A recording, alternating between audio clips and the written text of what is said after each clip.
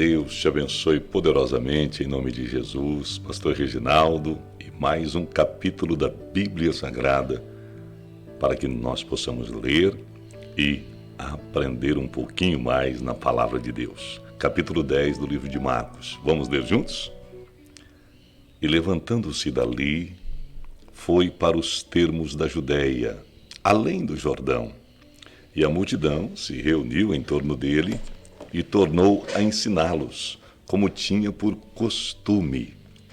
E aproximando-se dele os fariseus, perguntaram-lhe, tentando-o: é lícito o homem repudiar a sua mulher?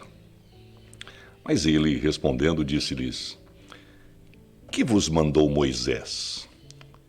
Que vos mandou Moisés?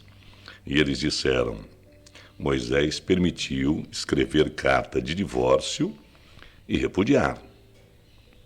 E Jesus, respondendo, disse-lhes: pela dureza dos vossos corações, os deixou ele escrito este mandamento. Porém, desde o princípio da criação, Deus os fez macho e fêmea. Por isso, deixará o homem a seu pai e a sua mãe, e unir-se-á à sua mulher. E serão os dois uma só carne. E assim já não serão dois, mas uma só carne. Portanto, o que Deus ajuntou, não os separe o homem. E em casa tornaram os discípulos a interrogá-lo acerca disto mesmo. E ele lhes disse: qualquer que deixar a sua mulher e casar com outra, adultera contra ela. E se a mulher deixar a seu marido e casar com outro, adultera. E traziam-lhe meninos para que lhes tocasse, mas os discípulos repreendiam aos que lhe os traziam.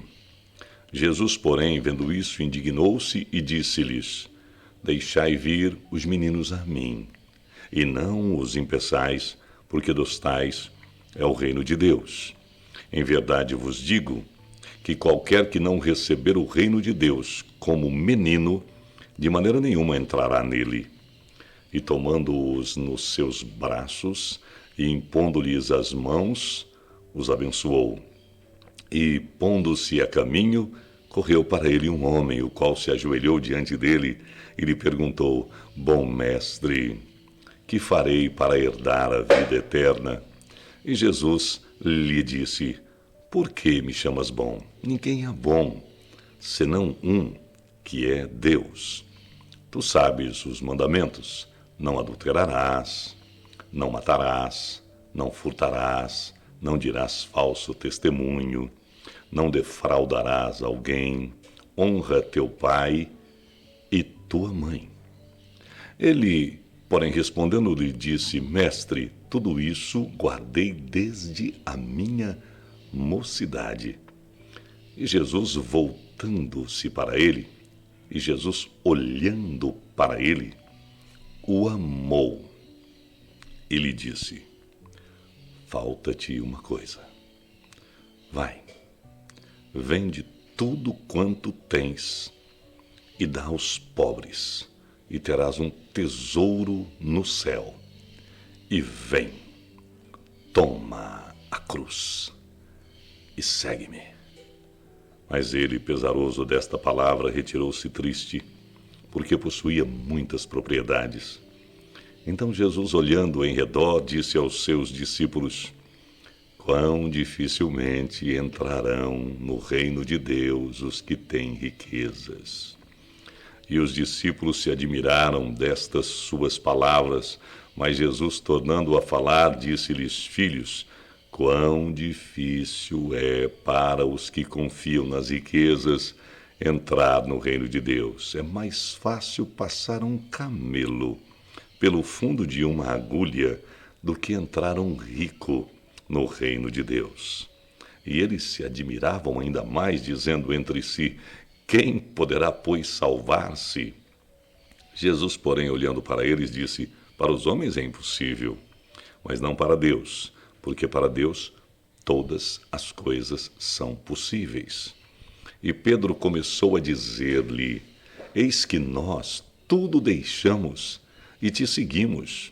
E Jesus respondendo disse: Em verdade vos digo que ninguém há que tenha deixado casa, ou irmãos, ou irmãs, ou pai, ou mãe, ou mulher, ou filhos, ou campos, por amor de mim e do Evangelho, que não receba 100 vezes tanto já nesse tempo em casas, irmãos e irmãs, e mães e filhos e campos, com perseguições, e no século futuro a vida eterna. Porém, muitos primeiros serão derradeiros, e muitos derradeiros serão primeiros. Iam no caminho subindo para Jerusalém, Jesus ia adiante deles, e eles maravilhavam-se e seguiam-no atemorizados. E tornando a tomar consigo os 12, começou a dizer-lhes as coisas que lhe deviam sobrevir, dizendo: Eis que nós subimos a Jerusalém. O Filho do Homem será entregue aos príncipes dos sacerdotes e aos escribas, e o condenarão à morte, e o entregarão aos gentios, e o escarnecerão e açoitarão e cuspirão nele e o matarão, e ao terceiro dia ressuscitará. E aproximaram-se dele Tiago e João, filhos de Zebedeu, dizendo: Mestre, queremos que nos faça o que te pedimos. E ele lhes disse: Que quereis que vos faça?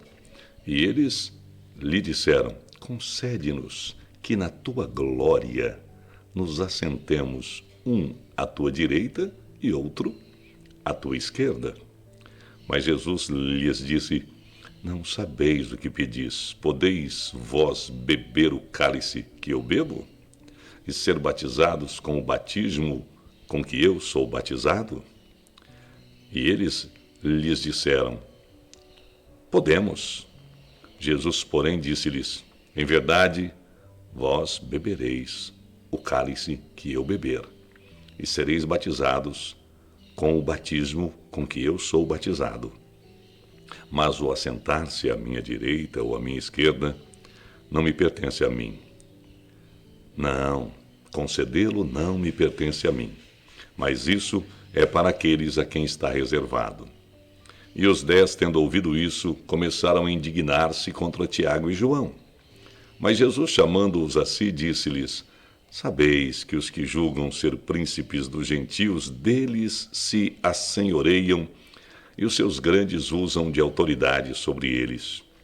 Mas entre vós não será assim.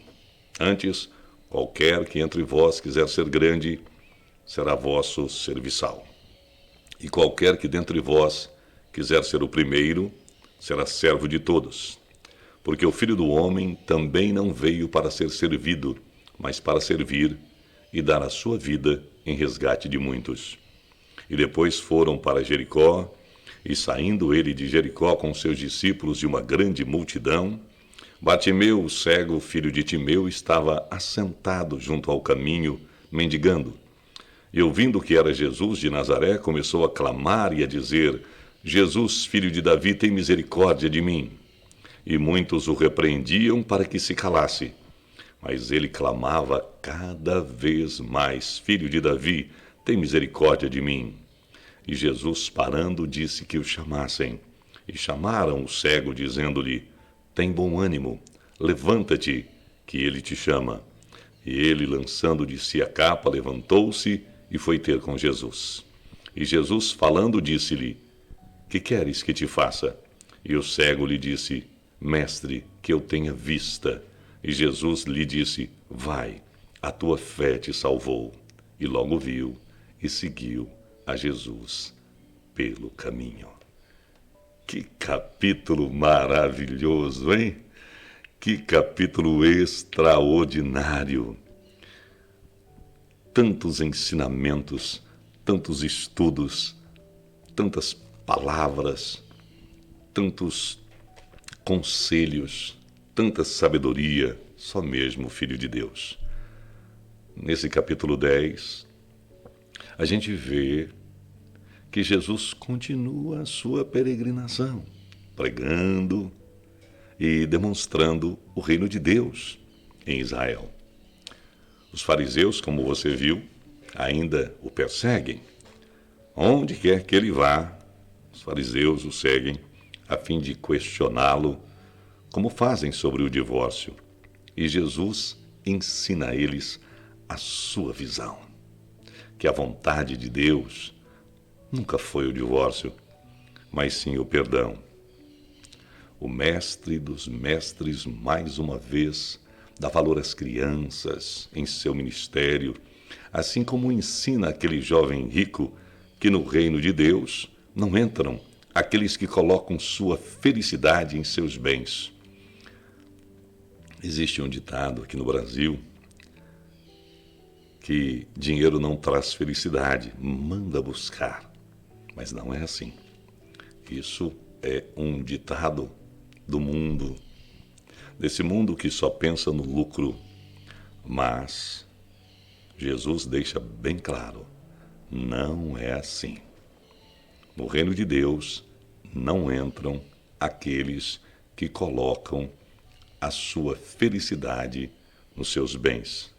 Por fim, Jesus prediz mais uma vez o seu sofrimento, o seu martírio, a sua morte e a sua ressurreição. E nós percebemos que os apóstolos tinham defeitos e ambições como qualquer outra pessoa. E a gente vê que os filhos de Zebedeu querem muito estar lá, à direita um e à esquerda outro,